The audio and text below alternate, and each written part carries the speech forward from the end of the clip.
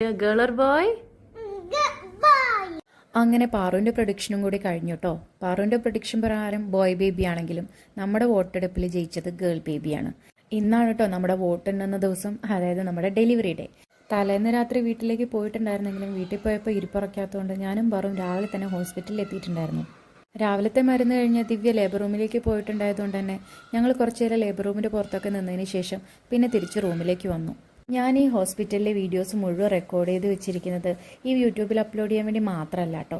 ഇത് നമ്മുടെ ഒരു മെമ്മറിയാണ്. നമുക്ക് എത്ര കാലം കഴിഞ്ഞാലും നമ്മുടെ കയ്യിൽ നിന്ന് നഷ്ടപ്പെടാത്തൊരു മെമ്മറി അല്ലേ. രാവിലെ മുതൽ ഇങ്ങനെ ലേബർ റൂമിന്റെ മുന്നിൽ നിൽക്കുമ്പോൾ നമുക്ക് ടെൻഷനാണെങ്കിലും പാറുവിന് അതൊന്നും അറിയില്ലല്ലോ. കുറച്ചു നേരം ഇരുന്ന് കഴിയുമ്പോഴേക്കും അവൾക്ക് ബോറടിക്കുന്ന എനിക്ക് അറിയാവുന്നതുകൊണ്ട് തന്നെ ഞാനൊരു ബുക്കും കുറച്ച് ക്രയോൺസും എടുത്തിട്ടുണ്ടായിരുന്നു.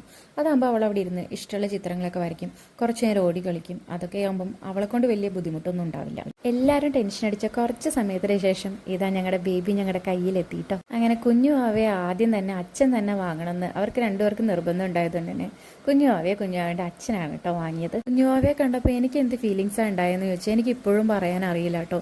ഒരു നല്ല കുഞ്ഞു ജീവനുള്ള ഡോളിനെ എൻ്റെ കയ്യിൽ കിട്ടിയ പോലെ. ഇതേ ചോദ്യം ഞാൻ പാറുവിനോടും ചോദിച്ചിട്ടോ, കാരണം പാറുവാണല്ലോ ചേച്ചിയായത്.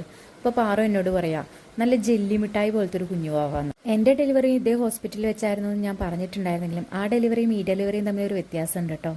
അന്നൊന്നും നമുക്ക് ബൈസ്റ്റാൻസർ ആയിട്ട് ഒരാളെ ലേബർ റൂമിലേക്ക് കയറ്റാൻ വേണ്ടി പറ്റില്ലായിരുന്നു. പക്ഷേ ഇത്തവണ ഞാൻ അവളുടെ കൂടെ ഡെലിവറി ടൈം വരെ ലേബർ റൂമിലുണ്ടായിരുന്നു. അച്ഛൻ വരാൻ കുറച്ച് വൈകിയതുകൊണ്ട് തന്നെ കുഞ്ഞുവാവെ ഒന്നുകൂടി വിളിച്ച് കാണിക്കേണ്ടി വന്നു.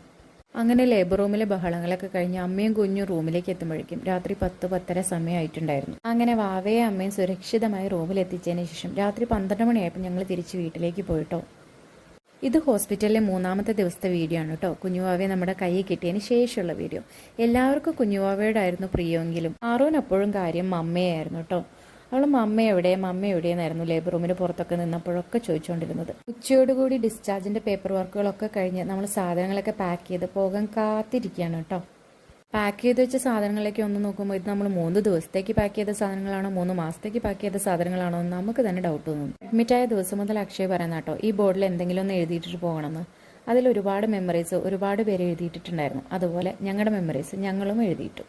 അപ്പോൾ അമ്മയും കുഞ്ഞിനെയും ഉമ്മ കൊടുത്ത് യാത്രയാക്കുന്നതോടുകൂടി ഇന്നത്തെ വീഡിയോ ഇവിടെ അവസാനിക്കുകയാണ് കേട്ടോ.